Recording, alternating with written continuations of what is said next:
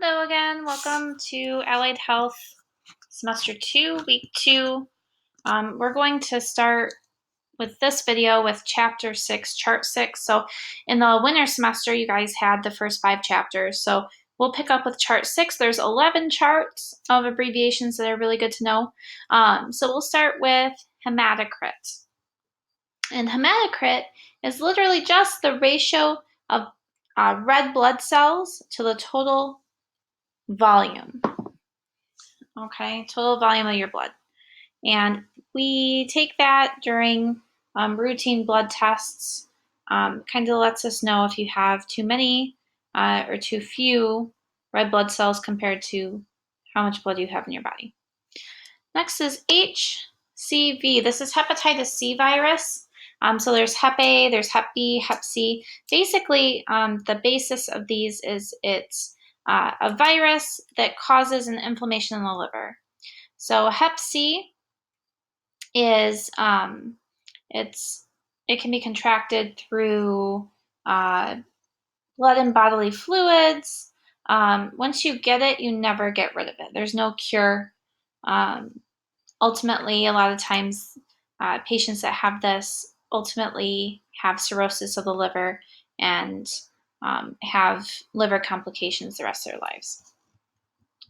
All right, HDL, high density lipoproteins. So when you have your cholesterol level checked, you have HDL and then you have LDL. You have high density lipoproteins and low density lipoproteins. And they kind of look at that to see, do you need to exercise more? Do you need to change your diet? Do you need to go on statin drugs, which are what lower the cholesterol level in your blood? But HDL is taken through routine blood tests.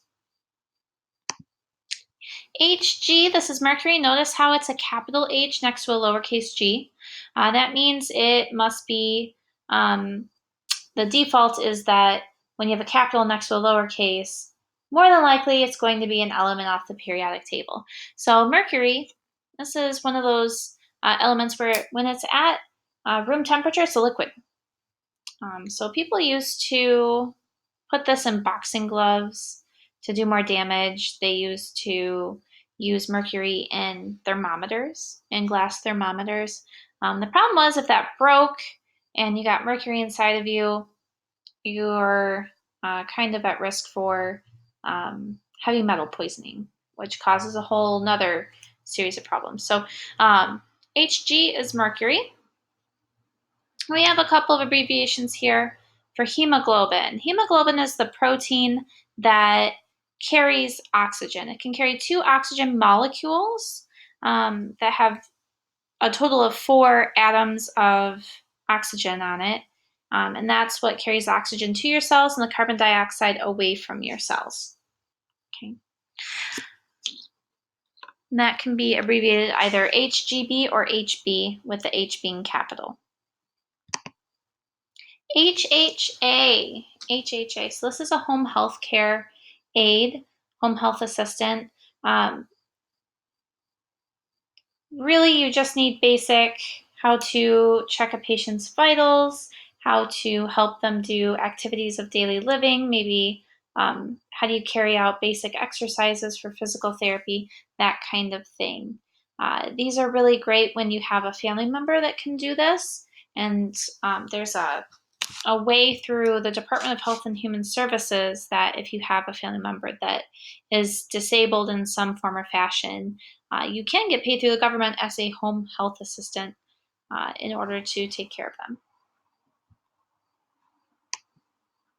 Next, we have HIPAA, the Health Insurance Portability and Accountability Act. I don't know how exposed you were from last semester, so I found, since it's so important, I found a video and it kind of explains what HIPAA is, why it's so important. Okay. You may be asking yourself, so what is HIPAA? The federal law known as HIPAA stands for the Health Insurance Portability and Accountability Act of 1996. Congress passed this landmark law to provide the following: portability of insurance, protection and privacy of healthcare information, standardization and efficiency in healthcare data, and prevention of discrimination and fraud. HIPAA gives the U.S. Department of Health and Human Services the responsibility of adopting rules to help individuals keep their personal health information private. HIPAA protects from unauthorized disclosure of any protected health information that pertains to the patient. It establishes a national set of security standards for protecting certain health information that is held or transferred in electronic form. In addition to privacy and security, administrative provisions were also included in HIPAA to improve the efficiency and effectiveness of the healthcare system. These include specific transaction standards and code sets, national standard and unique identifiers, and data security and electronic signatures. HIPAA compliance is highly dependent on the size, function, administration, and type of entity or business associate. Therefore, this training module is not intended to be a complete or comprehensive guide to HIPAA compliance.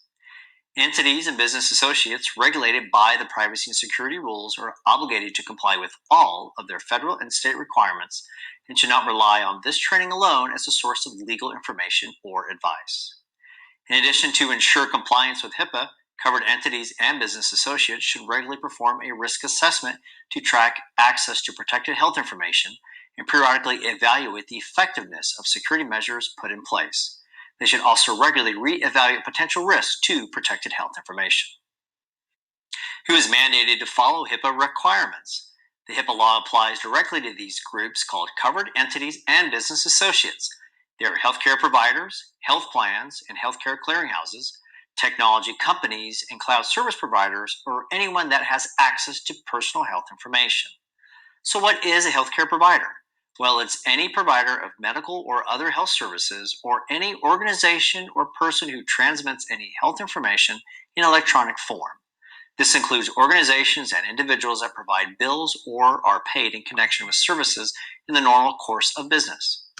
Some common examples include physicians, dentists, optometrists, nurses, mental health providers, radiology centers, chiropractors, psychologists, pharmacies, durable medical equipment providers, hospitals, ambulance companies, home health care workers, and social workers. A health plan is any individual or group plan that provides or pays the cost of healthcare, such as an insurance company, Medicare, or Medicaid. A healthcare clearinghouse is a public or private entity that transforms healthcare transactions from one form to another into a required format. An example of this would be an outside billing service that ensures all information transferred between a doctor's office and an insurance company complies with HIPAA. HIPAA applies to employers only to the extent that they somehow operate in one or more of these three groups. The same standards apply to covered entities in both the public and private sectors. If a company offers health care and treatment to employees on site, such as an on-site clinic, the employer would be covered entity and be required to follow HIPAA requirements. So, what is a business associate? A business associate is any company or individual with access to protected health information, or EPHI. A business associate is required to have a risk assessment, training, policies, and procedures just like a covered entity.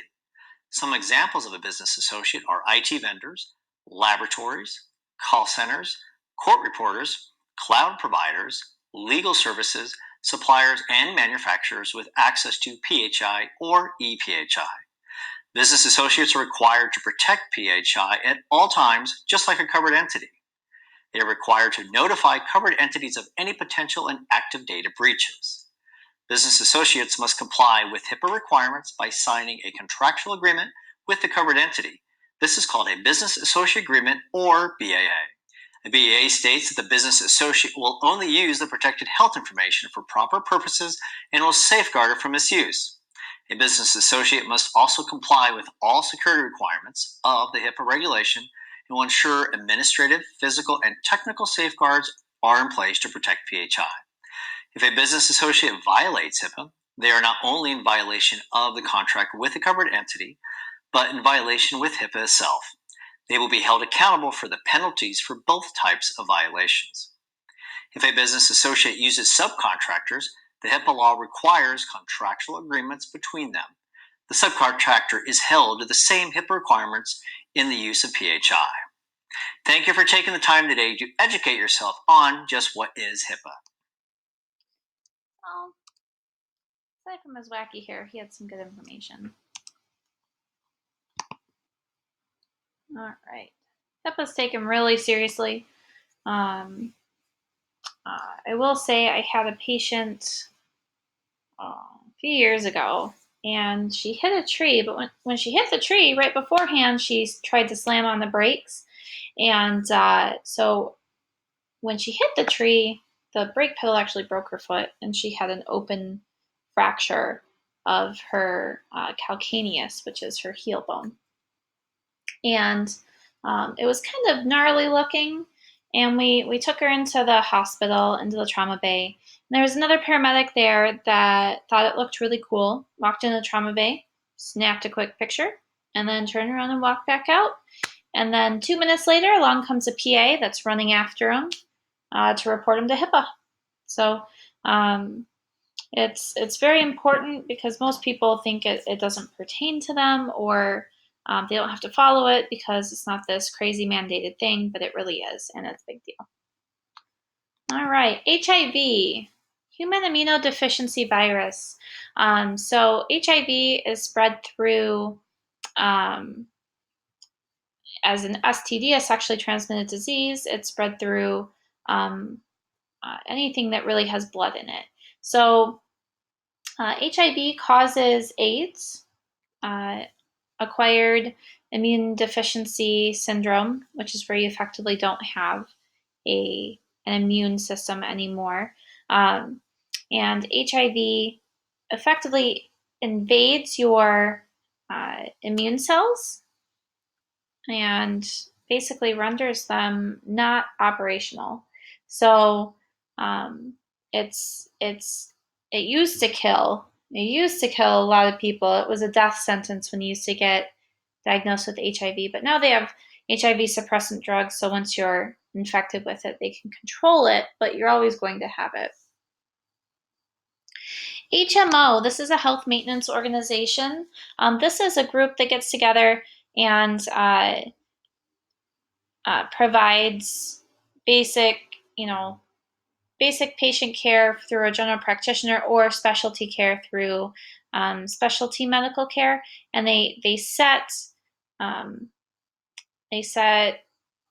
basically the cost to what you'd pay for all of that. So an HMO is a type of insurance plan that you can get. You can also get a PPO, depending on your employer or the marketplace if you go that route. And HMO basically wants more preventive care, and it's willing to pay for it and cover it with little to no cost from the insured. As opposed to a PPO, you have more options and can make more decisions without a primary care. All right, HOH, this is hard of hearing.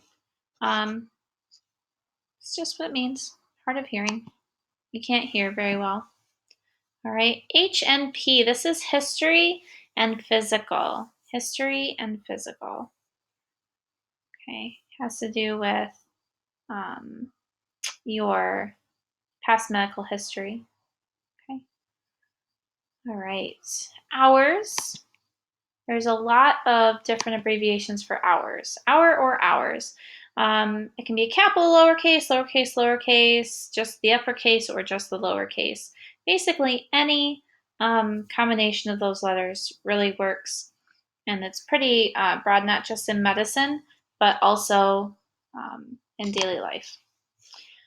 HRT, hormone replacement therapy. This is huge with patients that have had a partial or a full hysterectomy. When we take out organs or glands, that secrete hormones, we need to be able to replace them.